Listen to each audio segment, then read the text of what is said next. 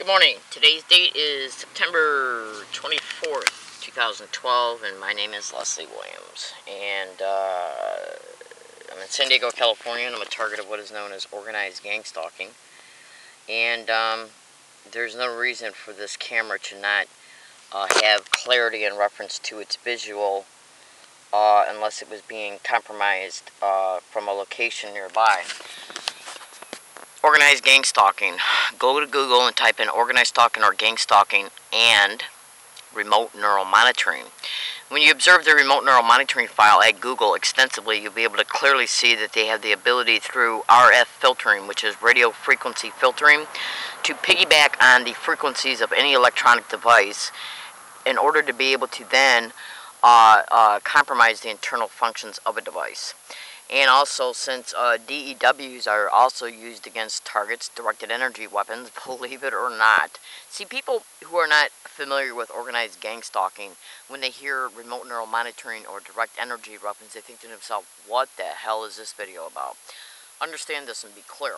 If you go to Google and even YouTube and you research remote neural monitoring and cross-reference it to gang stalking or organized stalking, and when you see the amount of Google-generated responses and YouTube responses, and then you scrutinize the information concerning these two avenues of research, you'll clearly be able to see that these technologies are always, like 99%, coupled with organized gang stalking expeditions. My name is Leslie Williams. I'm in San Diego, California, and this is what is known as a tidbit file. And tidbit files are nothing but sections of information that pertain to the current, past, and predictions of events that organized gang stalking expeditions might have and might have in reference to experience, might in reference to what they might do, and predictions concerning predicting what they might do, and then if they do it, then if that ain't flat out proof that this expedition is going on, I don't know what it is. I'm in San Diego, California. On September 5th, 2012, I was run over by a bike on SDSU campus after leaving a location I was feverishly gaslighted at. Gaslighting is a term that describes how organized gang stalking expeditions will get along your route and engage in specific sensitization tactics to fuel and ignite mental responses. That's why they call it gaslighting. The sensitization harassment is what fuels and ignites the mental responses. That's why it's called gaslighting. And after I left this location, as I was walking towards another location, the Love Library, I was run over by a bike. Then the next visit on SDSU campus, as I was getting off their trolley, taking the elevator to go up in order to be able to then get on my bike and ride over to Love Library, an individual started harassing me as soon as I got off the trolley while I was waiting for the elevator. And then he started calling me a drug addict, okay, on the elevator where a video camera was. Then when I waved down the SDSU police once we got off the elevator, it is strongly believed by me, because I have mentioned in previous videos, and I have read this extensively on other targets' blogs, that they do stage the witnesses as well, because when they stage a harassment skit or a street theater, they have no idea how it might turn out, because a target, especially a seasoned target, and a target who's whistleblowing, how they might respond to it in reference to, like, they know I bought a whistle because I wear it around my neck and sometimes it's sticking out of my shirt. So if I bring the community that's in the environment involved, and an individual who's just got done harassing me on a huge scale, if I bring other individuals involved, if I bring other individuals that are in the environment into the situation by getting their attention and pointing the finger at this guy, what they're going to want to do is make excuses about why the incident occurred and then stage a witness to back up the excuses they use. And this is literally what they do, because what we got to understand here is that when something happens on a business, at a business environment,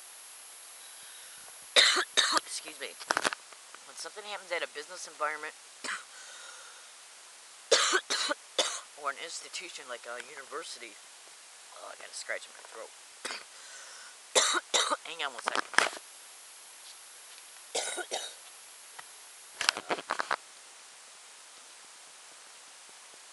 When something like this happens at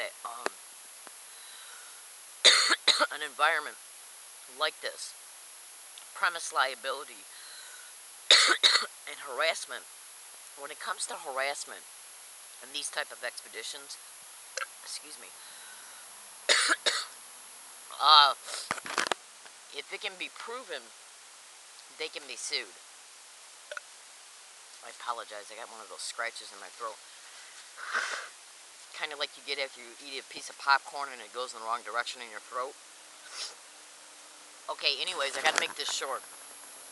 So what this individual did was he started the altercation at the elevator door, and then once he made sure that the altercation through provocation continued, he got real descriptive, trying to discredit me on the elevator where a video camera was. Not even 2 days later, after I was run over by a bike on SDSU campus, he was calling me a drug addict on the elevator in front of a video camera. Now understand this and be clear. When I got run over by a bike, that was 1 hour exactly after I approached an SDSU security guard about making a report about stalking. Yeah, I leave that environment where I was actually being harassed at. I go to walk towards the Love Library, and I'm run over by a bike. Then I called campus safety and wanted to make a report. When I did make a report, they refused to give me the video concerning it. And then the very next time I arrive on SDSU campus, as soon as I get up the trolley, I'm harassed by an individual who tried to suck me into a confrontation. And then once I got out my video camera and started taking a video picture of him, and then the video camera shut itself off. So I only caught a snapshot picture of him. But then he waited it, because what he wanted to do was get an argument started, and then once we got on the elevator, he calls me a drug addict. I don't do drugs at all. At all. Not one bit. I do not engage in any illegal activity whatsoever. So anyways, these are the type of schemes. Now, they did the same kind of exact thing at a laundromat, using an individual who has harassed me along my routes. See, they know that when an individual goes over 15 miles carrying 40 pounds worth of laundry, by the time they get to that place after carrying laundry for 10 miles, getting on 2 separate buses on top of carrying a bike on the buses, taking a bike off, once they arrive at the laundromat, they're tired. Okay, so they bring an individual they've already harassed me before at the laundromat. As soon as I get there, and that person tries to provoke me, thinking that I'm tired. I know this individual is already involved in organized gang stalking, so then they get her to provoke me by making some kind of sarcastic remark towards me, hoping I'll respond back because I'm tired, I'm mentally exhausted, I've been gaslighted on my way to the laundromat on every route. So they figure gaslight her, wear her out mentally. It's like a compounded fracture, where they potentiate the resentment and the provocations throughout the whole route getting to the laundromat, and then by the time you get there carrying 40 pounds worth of laundry, carrying your bike back and forth on and off the buses to getting there, and they figure by the time you're there, you're exhausted, okay, while harassing you on your routes to there. Then when you get there, you got somebody that has already harassed you at a different location, arrives there right when you arrive there, and then once you walk in there where there's a video camera, they'll say something like, "Why don't you get out of my way?" Yeah, like when they're walking through, when they see I'm walking towards the washers. And I'll say, and they know that I know that that person's already associated to this campaign who's harassed me before in a separate environment, thinking that, well, this is